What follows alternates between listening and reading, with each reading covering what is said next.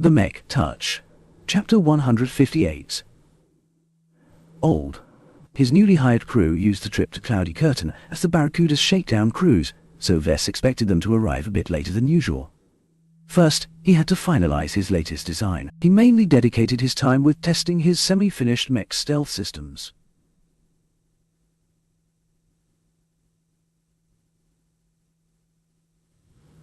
After optimizing its stealth armor as best Vess could manage in a few days, he turned his attention to the detachable particle generator. Vess intended to employ the particle generator as a smoke generator.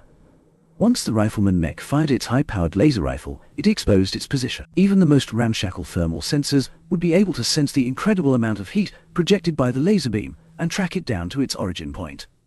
His Mech might as well be waving around a gigantic signal flare. Once its enemies zeroed in on its position, the rifleman Mech would have to flee. Throwing up a giant cloud of interfering particles at the right time should allow the vulnerable Mech to evade pursuit. Vess mainly had trouble with getting the particle generator to disperse its cloud quickly. If it released its payload too slowly, then the Mech's opponents could catch up before the module hit its stride. His handy jury rigging subskill came to use as Vess employed a handful of unconventional means to enhance the spread of the particles. He also tinkered with the festive cloud generator, forcing it to release a massive cloud of black vapor once activated. Once he put the latest iteration to the test, the entire area within 50 meters became engulfed in a soot-like black miasma. "It's like an exploding ancient chimney," Vess noted as he nodded his head in satisfaction. The speed, reach and density of the miasma finally met his standards. Unless the rifleman Mech ran too hot, it should be able to use the cloud to withdraw. Such a clever means conformed to the Dogged One's methods. Unlike the instructor, the Dogged One lacked the fortune and destiny that could elevate him into a pinnacle fighter. He only managed to survive through stacking the deck in his favor by making his preparations beforehand. Honor is a luxury for the strong. The weak can only fight the strong through dishonorable means. So what if it was shameless? All's fair in love and war. Different from the standard rifleman Mechs, his Mech only truly showed its strength when it had the initiative. The moment his variant lost its advantage, it should immediately run and shake off its enraged pursuers. Once he became somewhat satisfied with the design, he put the finishing touches on its appearance. He left the coating alone, but added in a diminished version of the LMC's logo. While Vess might not have spent a lot of time on this design, he was proud of his work. He almost finished this project. It just needed a name. He didn't think too much about it. He tried a few conventional ones, but when he thought back on the Dogged One, they didn't fit. Vess spent half an hour racking his mind on the issue before he ultimately settled on Old Soul. It contrasts nicely with the young blood. As an immortal, the instructor might be older than the Dogged One, but in terms of mentality and life experience, the bounty hunter had an edge over the pampered former knight. The name also reflected the Dogged One's lack of apprentices. He had never taught anyone the tricks of the trade, mostly because he couldn't teach others to survive without putting them through torment. He was destined to live out his life without family or friends. Vess shook his head. He kept getting the feeling he went a bit too far with these myths. Even though they didn't exist for real, he still felt somewhat bad for giving the Dogged One such a joyless life. He couldn't come up with anything better with his average creativity. He considered upgrading the attribute, since he suspected it might come in handy when he designed more complex mechs. Let's sit on it for now. First, I have to increase my ability to survive. Among other reasons, he designed the Old Soul to acquire some toys. While he might have to wait a few weeks or months until his DP earnings reached its cap, Vess was determined to purchase a permanent augment to his handy privacy shield. The privacy shield is pretty much a lifesaver. A good enough privacy shield will allow me to escape any threats once my shield generator fizzles out. He still wore his partially depleted shield generator on his body. Its extremely compact energy cell only retained an 80% charge, and Vess had no way of topping it back up. His master had already warned him of the consequences should he tamper with it in any way. Vess activated the privacy shield and rubbed his hands. Well, let's get to it. System, please evaluate the Old Soul for me. Design evaluation. Old Soul. Variant name. TOC 1. Old Soul. Base model. TOC 1 Triops. Original manufacturer. Rigshaft conglomerate. Weight classification. Medium light. Recommended role. Ambush rifleman. Armor. D. Carrying capacity, D-. Aesthetics. C. Endurance, D+. Energy efficiency, D. Flexibility. A. Firepower, A-.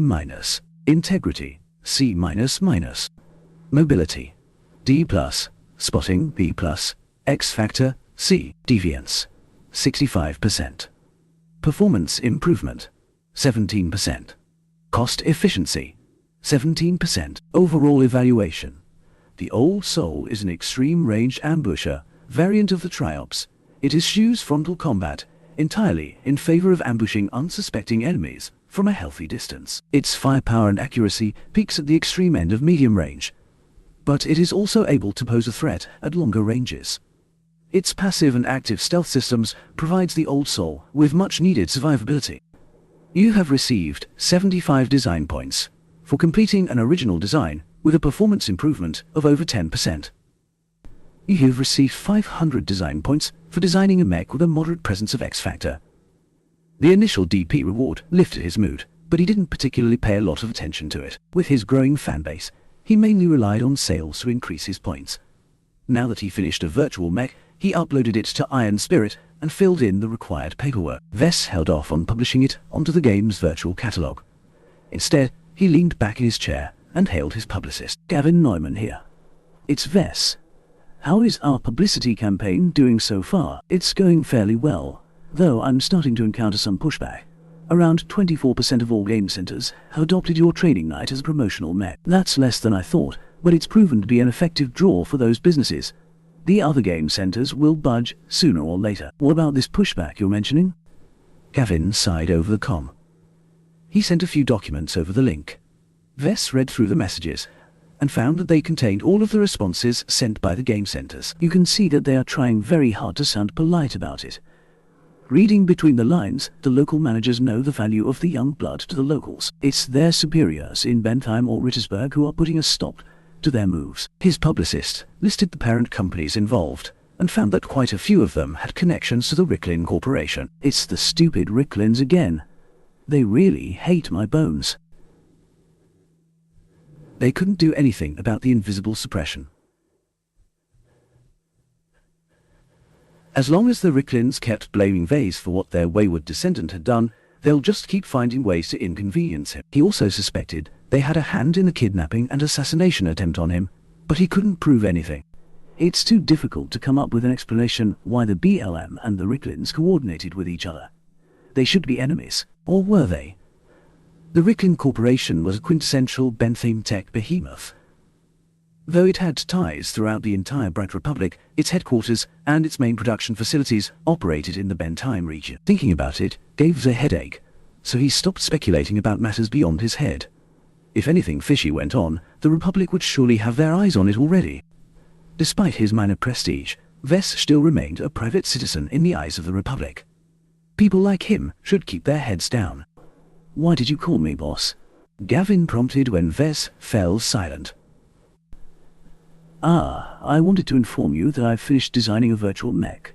It's a training mech that will round out my modest portfolio of training mechs. Vess proceeded to introduce the Old Soul to his publicist. He particularly emphasized its extreme and somewhat unconventional fighting style. What are your thoughts, Gavin? Is it viable enough? His publicist paused to consider the matter. Vess already expected him to be taken back. The concept of the Old Soul truly stretched the definition of a training mech. To be honest, the Old Soul doesn't sound like a training mech. Gavin finally replied. It's too niche and one-dimensional, but perhaps you have a point that limiting the pilot's options will enhance their immersion. The only way to tell for sure is to release it onto the market. You hated mechs, right? Yeah. That's why I know your mech will sell.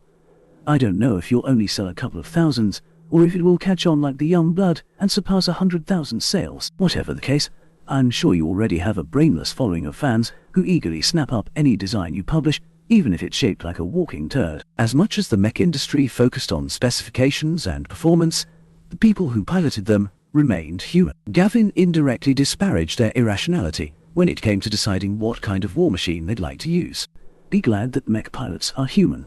Vess responded with a light, reprimanding tone. If every customer behaves rationally, they'd only purchase the mechs sold by the transgalactic corporations. Small-time companies, like mine, don't stand a chance in this aspect. Even if Vez charged less for his mechs, he still couldn't have pulled off so many sales in normal circumstances. Through a variety of good publicity, Vez managed to carve a small niche in the notoriously hostile mech industry. Vez proceeded to give out his instructions to Gavin. He wanted to maximize the early sales of the Old Soul in order to obtain DP quickly. He increased his publicist's discretionary funds for this purpose, so that he could start promoting his latest design. I don't care how you do it, but try to drive sales as fast as possible within a month. I don't care about its long-term performance in the sales charts, so don't hesitate to pull off a trick or two. Once Gavin understood his intent, Vess hung up. Now that he finished his work, he should get around to accepting a mission. He entered Clifford Society's mission hall after logging in to the organization's virtual portal. Its interior evoked a martial feeling. From the bare walls to the flickering torches, everything seemed primal. Clusters of society members had gathered in the giant hall. They all looked at the large displays and engaged in heated discussion on which mission to take. A lot of missions allowed for teams. Many society members banded together when they faced a challenge they could never complete alone. Unfortunately, the Society's heartless mission hall refused to adjust its merit payout, whether a single person or a massive 12-man team completed the mission. For example, if a mission rewarded 100 merits, then if one person completed it, he received the entire amount. If a team of 5 happened to complete it, then they'd only get 20 each. Sometimes, the teams decided on a different merit distribution. A team of 4 squires and a single knight might reserve 80 merits to the leader and only 5 merits each to the squires. This highly unequal distribution illustrated the power of a knight. Vez truly appreciated the opportunity of starting out with this lofty rank. As an apprentice of a master mech designer, Vez stepped forth in public with a measure of confidence. Even as other society members started to note his presence, he approached one of the displays and browsed the missions suitable for knights.